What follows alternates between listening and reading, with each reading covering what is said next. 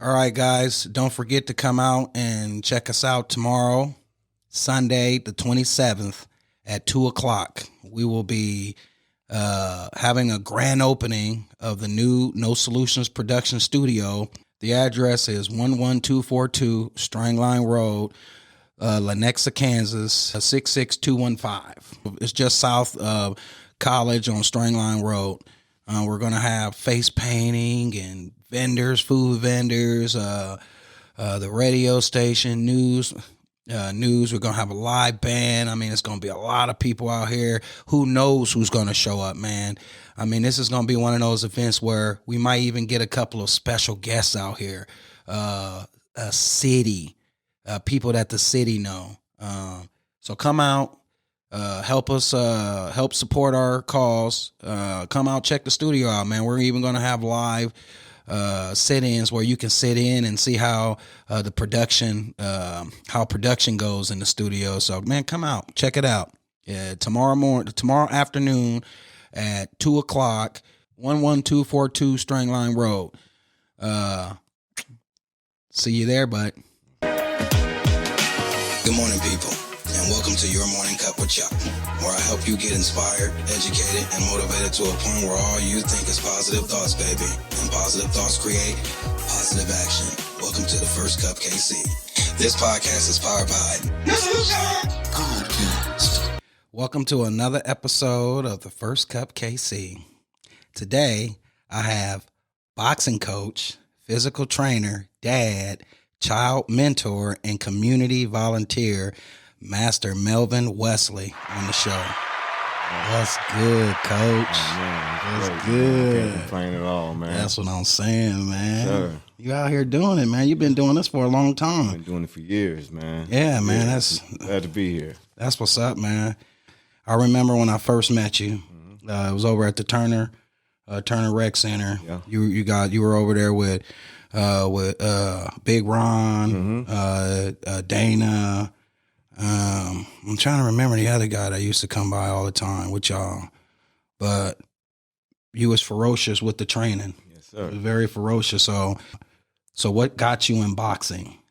My brother, man. My brother got me in boxing. You know, he made me do it. I didn't even really want to do it coming up as a chance. You know, when I was young, about 5 years old, you know, my mom bought us a pair of gloves for Christmas.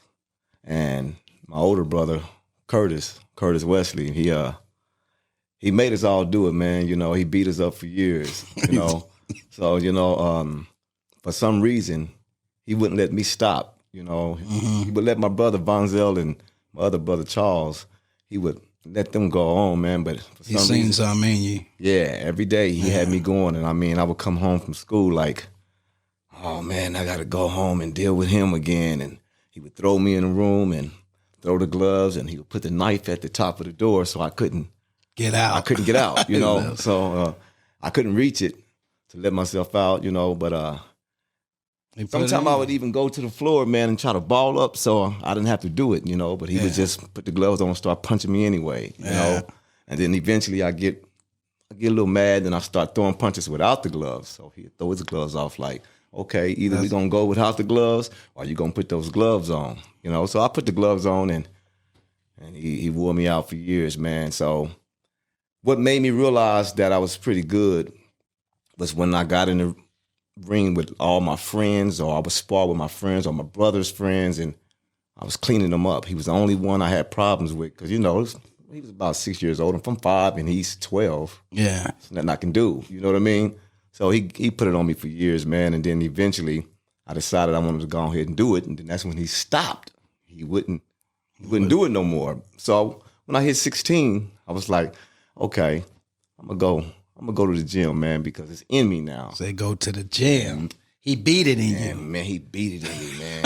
Hey, man. He was on from there, man. Big brother, right? Big brother, Hey, man, that's what they do, man. Yeah. They beat lessons in you, but in the end, you know, those lessons turn into life. It turned out, man. I was whooping everybody in the gym. You know, I was putting it on them, man. And eventually, I won the Kansas City Golden Gloves 8 years in a row. Mm-hmm. I won the Nationals in '96 and won it in '97. I was number 1. in the United States. I was supposed to fight Floyd Mayweather like 3 different times, but he would lose, and I would end up fighting the guy that beat him. Right. And I beat 2 of them. And to go to the Olympics, he beat the guy that beat me in the semifinals, but that was questionable. I beat that kid, so I should have been fighting Floyd Mayweather. But right. What took me out of it, man, is I kept breaking my hands. So I was like, you know what? I'm not gonna have a pro career because I done broke my hands. I had an amateur record of 127 wins and 7 losses. How many knockouts? About 70, 60 something, like 60, around 60, 70 something. I was stopping them. My first 2 fights in Kansas City went the distance. Everybody else I fought in Kansas City didn't make it. They couldn't finish the fight, man. I either knocked them out, stopped them, or the referee stopped it, or they corner stopped it. So, I was doing my thing. I just couldn't have a professional career, man. Hands. You got them hands, and you might not have been able to make something great out of it, but dude, you are making people great out of it. That's right. And hey, man, that's why you're on the show, because your efforts, man, they're seen. A lot of people don't understand some of the things that we go through in our lives and how we utilize some things. Sometimes things don't work out the way we want them to work out. That's right. But hey, man, there's always that divine plan that you don't see. And hey, man, this is your divine plan. So I know you train kids. Oh, yeah. How hard is it coaching? Because you're either coachable or you're not coachable. And normally you find that out when you're training kids. Right. And I've seen some of the kids you've trained, and man, I can name a few that were beasts. Right. And it came from your mind, came from the stuff that you put in them. Yep. Tell me a little bit about that, man. First, you gotta be patient with the kids, man. And you gotta make it fun for them. So I focus on making it fun. That way, it makes them want to come back. Yeah. So I may crack jokes with them, but I'm serious at the same time. The basics is everything. I start them off with the basics, and then as they catch on to that, the more they catch on, I move them forward. Some kids is, they learn faster than others. So the faster you move on, the faster I can show you other things. But pretty much every kid I work with eventually get the key, and they eventually catch on. But some just catch on a little later than others, And I put that work in, man. And how can you tell though? How can you tell when one of them? Well, when I get a kid to come in and I show them one time, they can duplicate it right away. I'm like, keep your eye on him. Yeah, he's gonna be one. He gonna be one. I mean, he catching on fast, and every time I show him, and then when they leave and they come back, and I call out the combination or tell them to do something, and they do it again without me having to re-show them, I know they got a gift for it. I got something. Yep. Yeah, that's crazy, man. How many current fighters do you have on your roster right now, though? Man, I got a lot. I know you got a secret weapon on your roster right now, but we're gonna get to that. I got a secret weapon. I got a lot of them, man. I would say about working with about probably 15 little youngster kids, and probably about 12 middle-aged kids, and I have about 7, 8 professionals. Yeah. So you be in that corner when they be boxing? Oh yeah, traveling all the time, man. That's doing what I love to do. You know what I mean?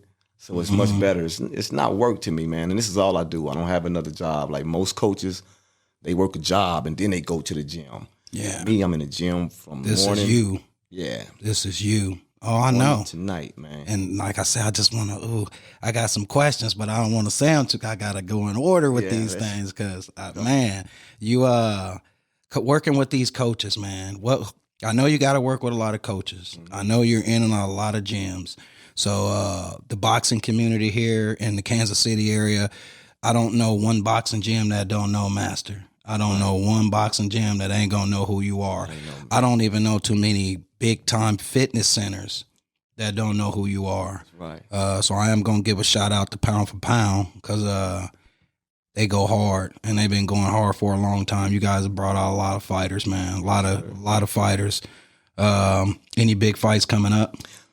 Yeah, plenty big fights coming up. I have a female fighter named Kate Levine. She fighting. This will be her third professional fight, April the 23rd, and so I'll go there and then I'll fly to Cleveland, Ohio, the very next day to for the Nationals for my son Melvin Wesley Jr. All right. And when I get back, Kate Levine have another fight May the 6th in I forget exactly where it is. And then I have Chris Thompson. He's fighting in Sacramento, California on the 16th or the 13th, something like that. It's the following week, man. All over the country with it. So I'm just moving, you know what I'm saying? And my kids is constantly in these national tournaments, man. So like last year we went to like 4 or 5 national tournaments, man. Cost me a pretty penny, man, but hey, anything for the kids. Gotta get it done, man. Nobody ain't gonna do it, so you can't wait around for them. So spend as you will, it'll all come back. No doubt. And man, you worry about all that stuff later. Who's your favorite coach you like working with? Favorite coach? I'll say Big Ronell Jones. You know, He dedicated. Me and him when we come together. Yeah. You know, me and him actually we started Pound for Pound together.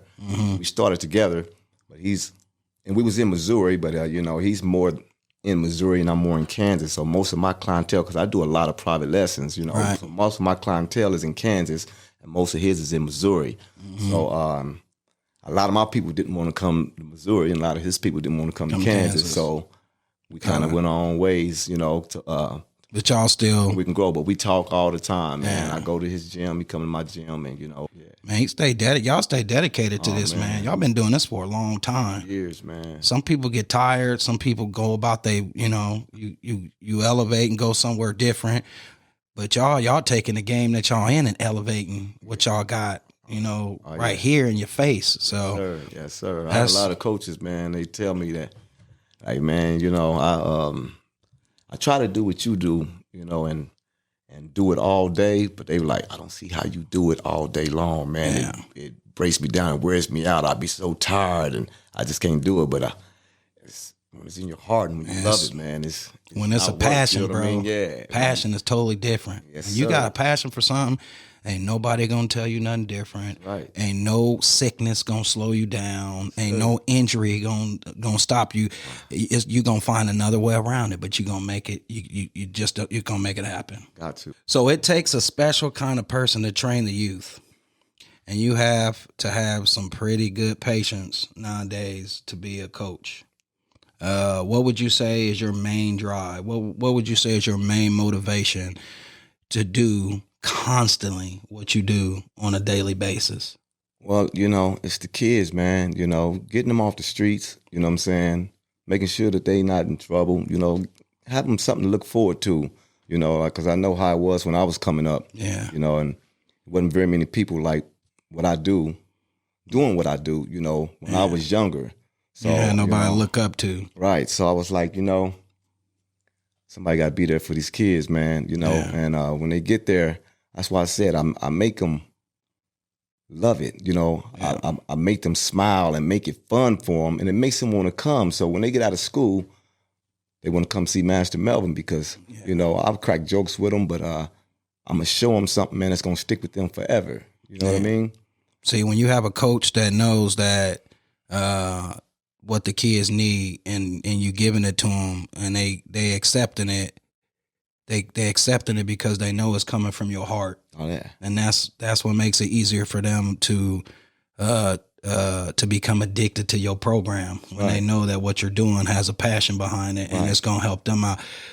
Man, when I was a kid, like you said, it wasn't that many programs around, and I'm gonna tell you, people I looked up to, they had fancy cars, hopping on switches, and those weren't the mentors that I should have had. But that's what it was back then. Yeah, these, when I see them Daytons, yeah, I'm like, man, I want to be like that cat. Yes, sir. But yes, sir. I was in the boxing, I was in the wrestling, I was in the gymnastics. So I did keep myself busy in the sports. Boxing was the thing that just stuck the most. Wrestling, I don't know. I had a coach that was paralyzed. Okay. In wrestling, he was paralyzed. He was in a wheelchair. His name was Joe Edmondson. He's passed away now, but he taught me wrestling. And upstairs from the wrestling hall was CW Boxing Club. And it was upstairs. It was like a pavilion. This was all in a park pavilion. You know how you got those park pavilion buildings? Yeah, and was it in Kansas City? No, this was in Omaha, Nebraska. Okay. Yeah. Okay. And it's called the Carl Washington Boxing Gym. And dude, I would get out of there and I would go upstairs because you hear the you hear all that the squeak, squeak, squeak from people working out. So you just go up there, and I seen it was more fast paced. It was more movement involved. It was, because when you sitting there and you trying to wrestle somebody, it's just totally different, man. So I kind of keened in on the boxing a little more. And I mean, things changed. I went the wrong route. And when I actually was able to correct myself, you know what I'm saying? I found what I needed to do to fix myself, and I came back to reality. It was too late for a boxing career, but I had that mentality in me like, hey, man, let's help. Let me get out here and put some volunteer work in. And that's when I started volunteering. Me and my wife, we started volunteering up at the Turner Rec Center. Okay. JD. Yeah. My son, my stepson, he got into the boxing and stuff. And hey, man, it's just remarkable knowing how the boxing community is. It's not just a community of people beating the brakes off of each other. It's a community where once we get in the ring and our clubs fight each other, after that fight, we might end up in some luncheon, you know what I'm saying, together. Yeah, that's right. So, we always have bad stuff that happen, deaths come up, and dude, we all show up for that. That's right. So we show up for the good times and we show up for the bad times. And that's why I love the boxing community. It's way more than what you would think it is. It's not just people teaching kids to be bruteful. You know what I'm saying? It teaches discipline, man. You teaching discipline. Yes, and I mean, I think the boxing community helped me learn my way around the Kansas City area, because the first big family I got here, moving here from Omaha, Nebraska, was the boxing community. That's how I met you. Mm-hmm. I met the Moreno family. I met a whole lot of people in the boxing community. And to this day, a lot of those people are friends on Facebook. Right. We're currently, we stay in touch, and we always show up at different events, no matter if it's good or bad, right. So I love the boxing community. I want to talk a little bit about one of your boxers. And I know who your favorite boxer is already. So, because you train him. Right. Let's talk a little bit about your son. What got him into boxing? He got himself into boxing. Really? So, I didn't want to push I wanted my kids to be to be like that. To be a fighter, man. But I wasn't going to push it up on him. But ever since he was little bitty, I would take him to the gym and he would be there while I trained. And I would see him just starting to shadow boxing. And I seen him shadow boxing when he was maybe 3.5, 4 years old. And I'm looking like, look at this kid, doing that. I haven't showed him anything. And the stepping and the way he was stepping and moving and punching, I was like, okay, you got this down pack and I ain't even showed you yet. Yeah. So. Oh, you showed him. I said, yeah, with him him being there around me and him seeing me teach, instead of him running around the gym, he would sit there and he would just watch me the whole time. So I would call out a combination when I'm working with someone and he'll be outside the ring, doing the same thing. So I'm like, look at this kid. Okay, let's see what happens. I didn't want to push it on him, because boxing it's a very brutal sport, So I'm like, I want him to want it for himself. I'm not gonna push it on him. And he was like, Dad, I want to I want to get it in. Yeah, so put the gloves on. I said, okay, we'll see. You want to do it now, but when you get hit, we'll see how you react. The first time I put him in a ring, he was about 5.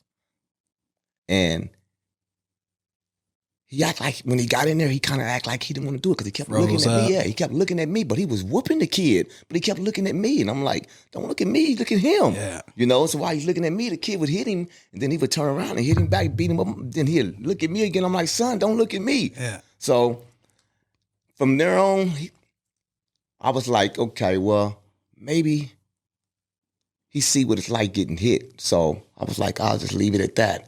And he came back and was like, Daddy, I want to do it. And I said, okay, well, let's see. Let's take you back. Let's do it. Took him back and. So how's it training him though? Natural. Training him, it was a little different because, you know, it's my son and I wanted him. That's why I asked the question. Right. I wanted him to be the best and wanted him to be great.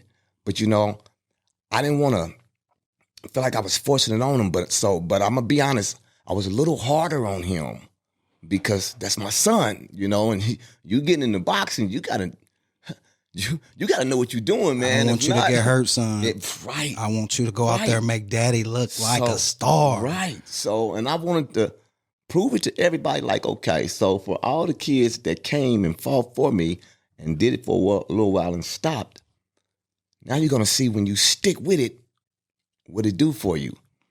And man, when I say he got raw, natural talent, but the things that I've shown him, you know, he looked at me and I told him, I said, son, no, he said, Father, I'm going to be just like you when I get older. And I looked at him and I said, no, you're not. I said, you're going to be better than me. And he looked at me and was like, how? And I said, son, because you have me. You have me. Yes. You have me to show you, you know, as my son. You're going to know what it took me 40 years to learn. You're going to know all this in 13, 15 years, and we'll be working on other stuff. Yeah. So he turned around and he smiled and was like, yeah. So he started telling his friends, I'm going to be better than my dad. And I was like, watch what you say, though. Because you got some... You still got some training to go. You got some hard shoes to follow, man. Yeah, so we'll see. So my little man is hey, man, I'm impressed. Yeah. You know, he impressed. Still to this day, he impressed me. Even in the Nationals. Yeah, because the Nationals, you guys just had a big fight. Yeah. What, a couple of days ago or a week ago? Yeah, just yesterday. Yeah, I was about to say, because I was trying to hit you, and I was like... we was in Iowa, and I lost my phone. Yeah. I thought I lost it, but it was actually in the car. Yeah, so, but we just fought yesterday, and went out there and did a demonstration, as always. You know, he fought last week in... here in Kansas City, and then he fought the weekend before that in Wichita. Mm-hmm. But last year, we went to the Nationals. I took him, my fighter, Little Daddy-O, Nasir Clinton, another fighter, Nemo, Nehemiah Snipes, and a little fighter named Gordo, we call him, this little Mexican badass. And I went there like, okay, this is the big show. We're going to see what happens. Mm-hmm. So my son seen me talking to some of the guys, the fathers at the gym. And I'm like, my son got to fight Jay Sean. And Jay Sean was the man. Right. And he had won the Nationals like 7 times. And I was like, I'm not looking for my son to beat Jay Sean, but I just want to test him. I want to see where he's at. And my son heard everything. Because he's nosy. He's always watching me. Even when I think he's not, he's watching me. Mm-hmm. So when the conversation was over, I walked over to the side and he's over there crying. And I'm like, boy, what's wrong with you? He was like, I heard you telling them that Jay Sean was going to beat me and you didn't think I was going to win. I said, son, I looked him in the eyes. I said, son, look at me. I said, I'm going to be honest with you. You want me to lie to you? I said, I'm not saying that you're going to lose. I said that this is a big show. I've never tested you like this. Right. And the kid that you're fighting, he's been on this show and he's been winning these tournaments back to back to back to back. Son, you got like 6 fights. This kid got like 70 fights. Yeah. So it's going to be a different ball game. Big different. Bro, we get up there. My son beats the number 2 kid the first night. And I'm like, whoa. Then he beats some other kid. And then in the semifinals, he beat the number 3 kid. So we had the number 1 kid, Jay Sean, in the finals. And my son looked at me and said, "Daddy, watch. I got goals, Daddy. I'm outside. I got goals, Daddy." Bro, I'm outside after he won in the semifinals. And I'm talking to him. And he just looked past me and said, "And you going to get it tomorrow." And I'm like, and I see a little kid walking down. I'm like, "Who is that?" He said, "That's Jay Sean." And I said, "So you just looked at him, told him he gonna get it, right?" He just didn't, he was so trying to show me, like, you know, I'm about to prove it to you. So the night of the fights in the finals, when we walk in there, and Jay Sean and his crew and his father and his coach was smiling as we walked past them. My son didn't see nothing funny. I'm telling him, I said, "Don't worry about that, son." I said, "They smiling now. But when we get in the ring, they're going to see it's another ball game." I said, "Yeah, he has done what he's done." I said, "But he's never fought you." So exactly. I reached down, bro, to get my mitts out so I can warm him up. And my son is looking at him, shaking his head like, and he said, "Watch, Daddy, watch." I said, "Man. You get me hyped bro, up. He took all of the, whatever what was in me, bro, he took it from me. I'm like, you know what? It's on. I said, "My boy ready." I looked at my other coach. I said, "My boy's ready. Watch what happens." And man, when I say my man got in there, man, and I couldn't believe. My eyes shocked me. He got in there and he performed like I didn't think he was going to perform. So he showed me something different. He showed me a lot of heart. So you got to have heart, man. And he went in there. He handled his business. He won it. It took him to the top. I have another fighter named Nasir Clinton. He won it. So I took 4 fighters down there. Nasir Clinton won. My son Melvin won. Nemo and Gordo, they both made it to the finals. So we had 2 golds and 2 silvers. Man, shout out to y'all winners, baby. Man, we went shout down out. there and we handled our business, man. That's you know what's what I mean? Up. So tell the audience your son's name. Melvin Wesley. Melvin Wesley. Be on the lookout for Melvin Wesley, y'all. Yeah. We got a new Bud Crawford coming out. You better ask somebody. You know it, baby. That's what's up, sir. Man. That's what's up, man. You know, now my little baby boy, he didn't want to do it. But I think he's seen all the praise that Melvin was getting, so he's like, I got to get in this. So he just had his 2 first fights. His first fight, he stopped the kid in the second round, and You got 2 boys? I got 2 boys, and they both boxing. Yeah, they both boxing now. Now Devin's boxing. Melvin's 14 and Devin is 12, and he won his second fight too convincingly. So. Hey man, Wesley boys is making moves, man. That's what's up, man. Going down. That's what's up, man. I'm gonna need some gloves with some signatures on them. That's right. You know what I'm saying? I want to get them right now while they cheap. You know what I mean? That's what's up, man. So, you and your son, this ain't all. I mean, this ain't all what's going on. What's up with this movie? Well, come on, man. You doing movies too, dog? Well, it's like a short film that we working on. We still working on it. Me and a good friend of mine named Richie Robinson. We call him Feats. But he's the one that's gonna be helping out with it, you know, the filming and all that. But we putting it together and we working on it. It was his idea and he brought it to me. And when I seen it, I was like, let's go.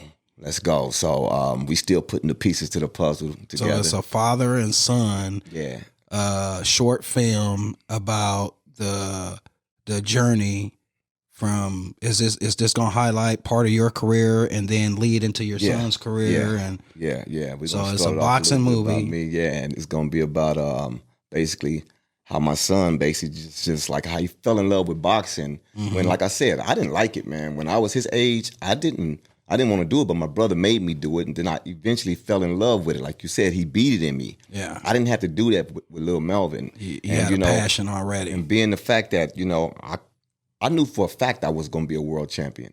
So, bro, I didn't go to college or none of that, because I'm like, I'm gonna be a world champion. I knew it, but I didn't know I was going to be breaking my hands, So it's I feel good about it because I feel like, you know what, I'm doing what I love to do and I'm still going to be a champion. Although it's not going to be me. I believe God's like, you know what I'm doing is I'm teaching you boxing. You think you're going to be champion, but it's not. It's going to be through you. Yes. So I'm going to show you what boxing is about. Technique, form, everything, That way when you have your kids and your your little fighters, you know exactly what to show them. And man, I take a kid and I work with them, and we'll fight another kid that's on our level. I win like 95% of the times. Every time I have a kid that doesn't have a fight fighting up against someone else that don't have the fights, man. So God put something special in me, you know, and it's easy work for me, and I love what I do. I enjoy it, man. Every day, dude. You do it every day, man. Every day. What did the events of the past 2 years, how did that affect the boxing? It affected me, you know, starting out a little bit, but because I had to shut down, you know, so I basically was out of work, you know, because this is all I do. But I have some that's just so dedicated, they wouldn't allow. It was like, screw that. They was like, I don't care. Screw that, yeah. We got work to do. I had barbers that was like, man, come on, dude. Come to my house. You know what I'm saying? Right. And that's what I was doing. I was going to some people's houses, or, you know, I still had my facility. So I'll be like, okay, I guess since it's just going to be a few of us, let's go over here. Let's go down here, and some of y'all just stay over here. You know, we stay separated and put our mask on, man, and we got to work. You know what I mean? Did it affect you with that mask on, man? Yeah, it's harder, man. It's harder to breathe. You know? Helps them control their breathing too, though. But it helped them even more. Right. Because it's like training in a high altitude. Right. You know, so it built them lungs up, man, and got them ready. You know, but like I said, it was rough starting out, but eventually it started hitting back and growing, and you know, it's back up and going now, boy. Got back in position for me. You guys traveling? Where are you going next? Minneapolis. Yeah, you said you have to fly out there for Kate Levine's fight. Yeah.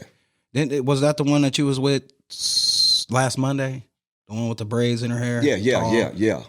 Yep. I think she beat the crap out of my JD's baby mama. I think she beat her out of. I think she is the one that made her quit boxing. Yeah, most likely it was her. Yeah, and she started thinking that she was a coach. And I'm like, when you get knocked out by everybody, you trying to coach? Now you coach. Sit down somewhere. No, so you also do physical training. Yeah, I do. Now this is where we got to put money in this man's pocket, y'all. This man is a physical trainer, and he has trained babies, and he has trained senior citizens. Yes, sir. He can take that body of yours that's feeling a little pudgy and a little unorthodox, that body that you want to get rid of, and replace it for something that's going to get you a little more out of life. This guy can make you healthy. I've seen him. You worked at Title Boxing. Title Boxing, yeah. You've always been up at Title Boxing. It was I pretty much, I was the first trainer that they had when they very first opened. Mm-hmm. You know, they had like a bunch of trainers and coaches and people that thought that they can coach. They had them all to come in, and they explained what they was trying to do, and so they had everybody to get up and do a demonstration of how they would run the class. And, you know, so they went through everybody, and they get through me. I get up and I tell everybody, I want everybody to grab a partner. And I did my little demonstration, and everybody just start clapping like, this is it. Yeah. So, man, you've been in that environment for how long, though? All the way from the floor, curled up on the ground, getting punched. Man. You've been doing it for a long time. 40 years, man. I'm 47 now. So, yeah, it's been about 42 years. Yeah, a long time, man. So it's in me. So, you know, and just over the years, man, of training. So what kind of training are you doing? Are you doing like weight training, weight loss training? Well, I don't really focus on weights, you know. Now, I'll have dumbbells. I'll coordinate that into my mix, but I'm mainly with the boxing and help out with the eating and telling them how to eat, what to eat, and when to eat it, you know. And, you know, the hardest part is some of these people, man, discipline. You know, when they go home, discipline. They may not do exactly what I tell them, you know. And I just tell them flat out, like, if you don't listen to what I'm saying, then it's not gonna work. It's not going to happen, you know. But if you listen and do what I tell you, then you will see that everything is falling into place. I tell them first, you may not lose weight the first couple of weeks or even the first month, but you're going to see your body transforming every time you change clothes. Right. And I said, and then everything is going to fall into place. And the belief hits the head, and then that's what changes everything. Yeah. How much something like that costs? Well, right now, I'm $40 for half an hour and $75 for the whole hour. Mm-hmm. So you probably should be $50 for the half hour. It's getting ready to change because everything else is going up. I know, man. So I got to go up with everything man, else. I'm a businessman, and people just don't understand. Yeah, dude, I want to help you, but in order to help you, I gotta help me first. Right, I gotta feed the kids. Yeah, man. I gotta be able to do this. Yep. So it takes money to do it. So you hear that, guys? You have any? How do they reach you? They reach me my number 816-550-5151, or they can send me a message on Facebook, Instagram, Master Melvin Wesley. Master Melvin Wesley, y'all. Yeah, that's the best. Instagram and Instagram, Facebook, but I prefer the phone number. You got a page up yet? Y'all got Pound for Pound got a page up, huh? Yeah, we got Pound for Pound. Yeah, Elite go like and like that page, y'all. .com, yeah. So go out there and hook it up. Let's go. So you said it's 40 an hour, 40 for half an hour, 75 for the hour. Yep. How many hours does it normally take to train? Is like a session? Do you do 3-hour sessions, 1-hour sessions? Well, it depends on the person, man. And exactly what they want. You have some people may come and they say they don't want to lose no weight. They just want to tone. Mm-hmm. So it depends on what they want. But the prices are the prices, regardless of what it is. Unless you want to buy like a big package, then it goes. Then we can work something out, But other than that, you do a good job at what you're doing. I appreciate it, man. And hey, man, I'm a witness, and I'm a witness because I'll be around. Yes, sir. I'm all over the place. But what you got for your future? What you got planned, man? I know you got some big stuff going. World champions, man. Making world champions. I'm, creating champions, bro. That's my future. I'm staying focused, and and time's gonna come. I believe in it. Can you smell it? I can smell it. I can pretty much touch it, but I'm a fingernail away from it. And I believe it's right around the corner. I got the right fighters backing me. That's there. I believe that's gonna make it happen, and we just need to keep doing what we're doing, and it's gonna turn over real soon, brother. And that's what's that feeling like, man? Being in the ring, being in the corner, and knowing that you trained this kid. And this kid comes back on his second round and to sit down, and you tell this kid, look, this is the last round you got. You got to do something, put it all in, go hard. This is it. And do you tell that, do you tell the boxer, do you say you're losing? You know what I'm saying? Hey, man, I think this, so you better do something on this round. Oh, you better believe it. When they come back to the corner, they know I don't play. When they come back, what the hell are you doing? Are you serious? So are you going to listen to you or are you going to listen to me? Mm-hmm. You know what I mean? It's like, because if you're going to listen to yourself, then what do you got me for? Yeah. Listen, go out there and do this. And if you don't do it, then when you come back to the corner, I might not be here. Yeah. And they turn up then. But what's that feeling like when they go back out there and next thing you know, they like, man, corner. 1, bro, 2. Man, let me tell you, man, there's no better feeling. There's no better feeling, especially when I tell them, this is what you have to do. Mm-hmm. Go do this. And when they do this, then I need you to do this. And then when they go out there and it happened just the way I said it, and they drop, they look at me and I be like, don't look at me. Go to the corner and stay focused. We'll talk about it later. And it happens pretty often, man. That's a great feeling, man. I bet, man. You got a lot of energy, so I can tell, boy. You be like, ooh, let me hold it back, man. That's what I'm talking about. But I've seen you at, man,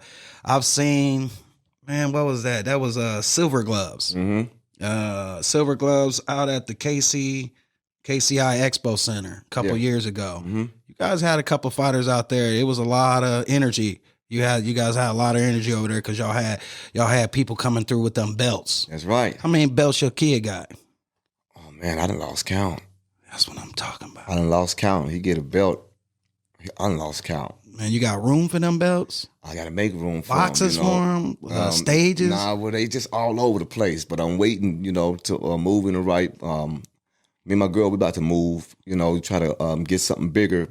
For the kids, because we moved from Kansas City, Missouri, over to Olathe to put them in a better school. Mm-hmm. Because the schools over there was was not what I wanted for him. So send you down the wrong. Yeah, so, all that hard work you put in the streets, take it all from you. Right. And it can happen. And I didn't want that for them. So I said, you know what? It's gonna cost me some money, but for the kids, it's worth it. So I'm there in a small spot, but it's built all over the place, man. So I'm gonna build something once we get a house and put all them belts in, man. Something he's gonna look forward to. That's something he gonna appreciate when he get older. You know what I'm saying? And he can show his kids, and hopefully his kids decide to do the same thing. Do the same thing, legacy. We can keep it in the Wesley family, keep the Wesleys going. Man, you know what? You a champion, bro. Yes, sir, I appreciate it. You're a champion, a real champion, because some champions become champions inside of the ring. You know what I'm saying? Mm-hmm. But the real champions don't get that credit. They're the ones that's standing outside of the ring. Mm-hmm. They're the ones that put all that hard work and drive and teach the ability to the person that's in the ring. That's right. A lot of people don't understand that most of the fighters out there in the ring, they're fighting with the brain of that coach. Mm-hmm. You know, if you have a strong coach, you're going to have strong hands. You're going to have a strong pupil. I'm going to say that. And that's why I think that feeling of victory, because when my son came back from an injury, because he hit a wall in school, because the kids were like, you a boxer, you can't fight, trying to rile him up to get him to jump. And instead of hitting them or hitting someone else, we've always told him, dude, you got to control you in the ring now. So you got different kind of hands now. You just can't go in school and just get to popping off because you got these hands. You got to control them. Mm-hmm. So he hit a wall instead, which I'm glad he didn't hit someone with the damage he caused to that hand, but he was down for a year. And he came back, put pins. They had to put pins in his hand. Yeah, his JD's hand was all jacked up, man. So they put pins all in his hands, and it took about a year and a half for him to come back, and he didn't even want to come back. Started smoking cigarettes and, just jacking it off. But Coach Leo came and said, hey, man, I need you to box, and you need to get it together. And he had to stop smoking. He said, I'm going to need your help. I'm going to need you to get your boy back. I don't know what he doing, but I see him smoking. I see him doing all kind of stuff. I don't like it. You need to change it, help him out. So I got on him, and I pretty much started doing my own little coaching on him. And it felt good in that ring, man, when he won that fight. Yeah. You know what I'm saying? I mean, you got an arena just full of people. Right. And he go into that ring, and he won the fight, didn't even realize it. I mean, because every time he came back, he was like, how do I look? How do I look? And it's like, man, I don't know, dude. You look like you're behind, dude. You got to do something. You got to pick it up. You got to pick it up. Right. And he get nervous, getting scared. He go back in there, and he'll punch more. But like you said, man, the coaching, to me, you're a champion. A lot of people don't realize what goes on outside of the ring when the action is going on inside of the ring. So that means a lot to know that you still have people out here that's willing to put their time and effort into teaching a kid that you don't even really know. Mm-hmm. You know what I'm saying? Right. Takes a special person to do that type of stuff, bro. Sure. So my hat goes off, man. My hat goes off to you, man. I appreciate everything you do for these kids and in this sport. No doubt. You know what I'm saying? Unfortunately, I know we running out of time here. So before we run out of time, I do want to ask you one last question. What words of wisdom can you leave the audience with? All right. Well, I want to say first to the children, man, find something that you like, that you love, and stick with it. Stick with it. Don't give up. Just because you may not be good at it at one point, it don't mean you're not. Stay off the streets, get into something, focus on that, go to school. Right. Don't be like me, because I felt like I was going to be a world champion, and I should have went to school. Mm-hmm. Unfortunately, I was blessed to be able to do what I love to do to make a good living, So basically, just stay focused. Find what you love. Not saying you can't do other things, because you may end up doing something else, not realizing you're good at it, and might end up liking that and succeeding in that. But stay focused on what it is that you love to do. Do it. Stay off the streets and go to school. That's what's up, man. That's a good message because it's plain, simple, and cut. Do what you like to do. Don't never let nobody tell you you can't do it. That's right. And if you fail, get back up. Failing is what you want to do. That's how you grow. You know, you want to fail because you know now what not to do next. I appreciate you coming on the show, man. Thanks for having me, brother. This is a big honor. Like I said, you are a big community volunteer. You volunteer a lot of your time with these kids, and you don't have to. You know what I'm saying? You can be doing whatever you want to do to build yourself or to do whatever you want to do to build your family and your own friends. But, you know, you've definitely stuck your neck out there for these kids. And man, I can't say enough about that. But thank you for coming on the show, man. Yes, sir. I appreciate it. Thanks for having me. And don't forget, you know, Pound for Pound Elite Boxing Academy, 7848 Quivira Road. Phone number, once again, 816-550-5151. Get at me. Pound for pound, y'all. Let's go. That's what's up. Hey, I want to thank you all for joining us for another Saturday morning's talk at the First Cupkc. I hope you guys have a wonderful rest of your weekend. And like always, stay positive, people.